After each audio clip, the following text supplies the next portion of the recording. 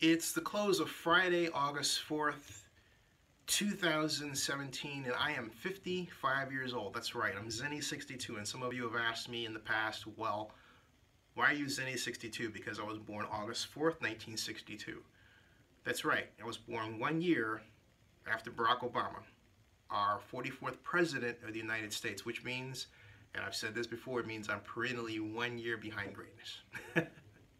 But what I look back on is an enormous change in our society.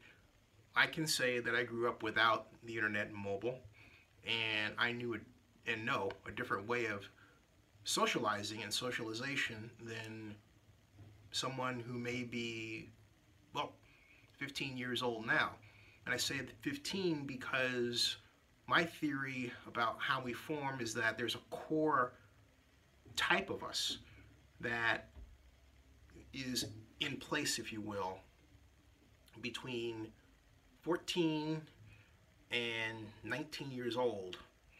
And that core forms, and then after 19, our basic ideas hold firm, altered only by some type of amazing life-changing experience. What that may be is in the eye and experience of the beholder. So what I learned was a way of socialization that had to do with direct contact with people. Today, what that 14 to 19-year-old group is learning is a way of socialization that has nothing to do with direct contact with people and may never lead to a direct contact with a person that they exchange communications with via web or mobile. That's bad. And you would say, how did we get there?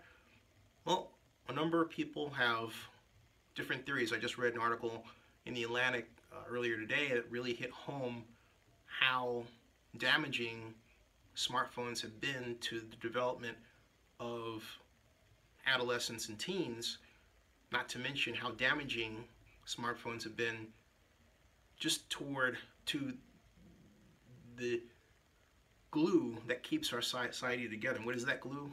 Face-to-face talking. I remember 1994, there was an article in the Oakland Tribune that talked about how email, which was then a new form of communication, was consistently prone to misinterpretation, and how if you're going to write that email that you shouldn't write, and let's face it, we've all done it, I've done it certainly, rather than write that email, you pick up the phone and you call that person. And now we've gone beyond that being true for email, for that being true for Twitter, Facebook, Instagram, LinkedIn, you name the social media platform. The simple fact of the matter is that it's all text-oriented, save for those experiments in video, like, for example, Local Mirror's Seismic or 12 Seconds TV or Tout by Michael Downing. But the basic fact is the same. You're communicating with text, and text is always prone to misinterpretation through our own lens of insecurity. What do I mean? Someone may write something that another person interprets as being, for example, acerbic or nasty or flirtatious. You get the idea. But those interpretations, if you really study the cases, have more to do with the insecurities of the person making the interpretation than the intent of the person writing what was put out there on social media, sometimes for the consumption of that direct person, some other times just in general. How do we get over this? We really have to make an industry of face-to-face events. We actually have to gamify socialization. That's the next frontier. And I think Mark Zuckerberg has part of the idea in terms of developing communities. The trouble is that people are using their smartphones to develop their own micro-communities, and the development of these micro-communities is actually, particularly among adolescents, actually hampering the need to get to know people based on something more than what they look like for example, color or thought process, right? We are creating a society of people for which another person is nothing more than a caricature, and they only think of that person as the caricature. It doesn't matter what it is. Someone who may be a progressive versus a conservative, you get the idea. It's the caricature. And all too often the person reacts only to that caricature, or when they exchange with the other person, it's always to ignite what that person believes is a set of responses that are commensurate with that caricature. For example, saying something to, let's take the Raiders issue or Las Vegas.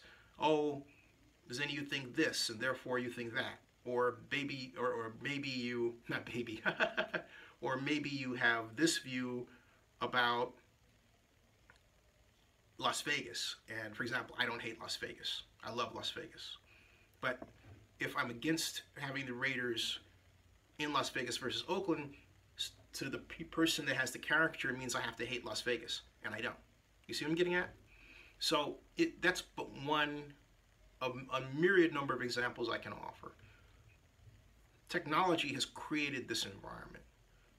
What we have to do, and perhaps it takes a tech solution, is to come up with that solution, and also with government, and apply it.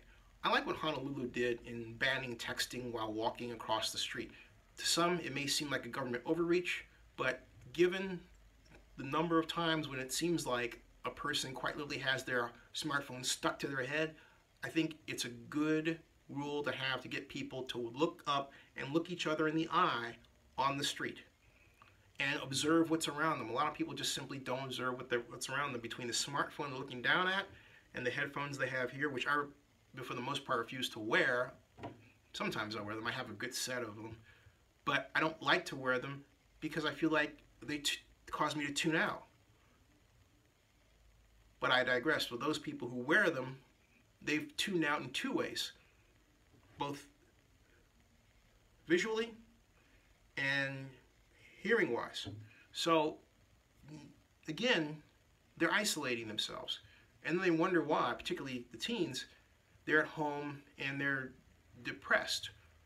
Some of them may have parents that have their alternative schooling situations, and that compounds the isolation. The parents have to move heaven and earth to get their kids out of the house and with other people as often as possible. Yeah, it's also having some interesting impacts. According to the Atlantic article I read, we have, among teens today, a lower rate of sex than at any time in our history. That's crazy. Some people think that's great because you have, theoretically, lower birth rates and everything else. But the idea of wooing a woman and forming a relationship that becomes marriage is destroyed when you attack the fundamentals of socialization, of developing relationships in teenage years. And the alternative that comes from that, what is that? Is as disparate as the situation, and possibly in some cases is dangerous when you consider the debilitating effects of isolation on the human psyche. So at this age, I say to everybody, work on socializing. And also I say to companies like YouTube in particular, and Susan Wojcicki, who's this great CEO, work on bringing people together. Don't just focus on teens. Focus on people who are in my age group, who are vloggers, and make us feel welcome, because we have a lot to say and a lot to contribute, and implying that we don't exist seems to communicate a world that is much like Logan's Run. After 30, you don't matter. That's the message that Ms. Wojcicki sends via YouTube today. Now, you'd say, what's Logan's Run? It was a movie that was released in 1976 with Michael York and Jeannie Laugater, where you were born in a post-apocalyptic world, in a post-apocalyptic America. People were under domed cities, and all they knew was they went to these ceremonies, or kind of like Cirque du Soleil. People flew in the air, and they blew up, and the party line by the state was they were going into the sanctuary. They're going off to be greater and to the next level. They're being killed because they had reached 30. And when these things turned red and they didn't go through sanctuary, okay, runners went after them and terminated them. Michael York and Ginny Algernon managed to escape into the outside world and discovered the outside world was far more desirable than the dome world that they quite literally were born in and grew up in. That's the kind of world YouTube seems to imply exists right now. I'm here to tell you it doesn't. Older vloggers matter. We have a lot to offer and a lot to say. And I say that on my birthday, what others call Obama Day, who don't know me. It's been a great birthday. Thank you for all of your well wishes, and off to the next chapter of life.